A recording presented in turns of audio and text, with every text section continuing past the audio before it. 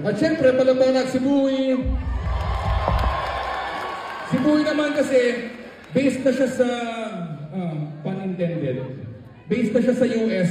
So we only get to jam with him pag nasa tour kami dito. Sometimes bibisita siya sa Pilipinas, he jam with us. Pero it's always a pleasure jamming with Buoy. Palabangan natin.